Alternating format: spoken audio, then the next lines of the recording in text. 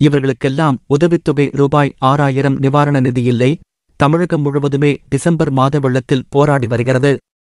கடந்த டிசம்பர் 4ஆம் தேதி இன்றி பெய்த பெரும் மழையால் சென்னை முழுவதும் வெள்ளக்காடாக இருந்தது. அப்பொழுது ரூபாய் 6000 உதவித்தொகை வழங்கப்படும் என்று திமுக அரசால் அறிவிக்கப்பட்டிருந்தது. இப்படி அறிவித்து மக்களுக்கு டோக்கன்களும் வழங்கப்பட்டது.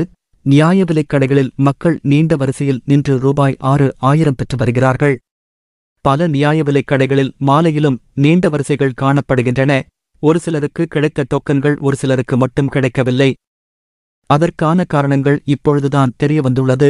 அதாவது, தமிழகத்தில் 2.24 கோடி குடும்ப அட்டையில் வெறும் 3 லட்சம் பேர் மட்டுமே சர்க்கரை அட்டை வைத்திருக்கிறார்கள்.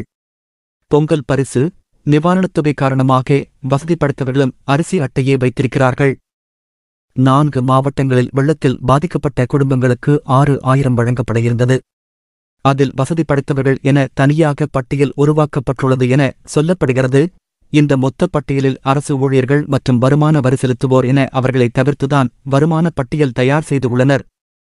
தமிழக நிதித்துறை integrated financial and human resources management எனும் சாப்ட்வேர் மூலம் குடும்ப அட்டை வைத்திருப்போரில் அரசு ஊழியர்கள், பொதுத்துறை நிறுவன ஊழியர்கள் என பட்டியலோடு ஒப்பிட்டு பிரித்துள்ளது. கார் வாங்கும் பொழுது காரின் அதாவது வாகன பதவிற்காக வழங்கப்பட்ட ஆவணங்களைக் கொண்டு ஆதார் எண்ணைக் கொண்டு யார் பெயரில் கார் உள்ளதோ அந்த கார் வைத்திருப்பவர்களின் குடும்ப அட்டை மட்டும் தனியாக பிரித்தெடுத்துள்ளனர். மேலும் வருமான வரி செலுத்துவோரின் குடும்ப அட்டையை தனியாக பிரித்து எடுத்துள்ளனர். எந்த குடும்பத் தலைவரின் பெயரின் மீது கார் உள்ளதோ, யார் வருமான வரி செலுத்துகின்றாரோ, அரசு, மத்திய அரசு நிறுவனத்தில் வேலை செய்பவர்களுக்கு நிவாரண நிதி வழங்கப்படவில்லை. இதனால் பாதிப்பு அனைவருக்கும் ஒன்றுதான் என்று வந்த பிரச்சனையின் பெயரில் மேலும் அவர்களுக்கும் ஒரு வாய்ப்பு வழங்கும் நிலையில் டோக்கன்கள் வழங்கப்பட்டு அதில் வங்கி எண் உள்ளிட்ட விவரங்களை எழுத சொல்லி மறுபரிசீலனை செய்யப்படும் என அறிவிக்கப்பட்டுள்ளது. இந்த மாதிரி வரக்கூடிய செய்திகள் அனைத்து உடனுக்குடன் தெரிஞ்சுக்கணும் அப்படின்னா நம்ம சேனலை சப்ஸ்கிரைப் பண்ணிக்கோங்க. கூடவே சைடில் இருக்கிற பெல் பட்டனை கிளிக் பண்ணிக்கோங்க.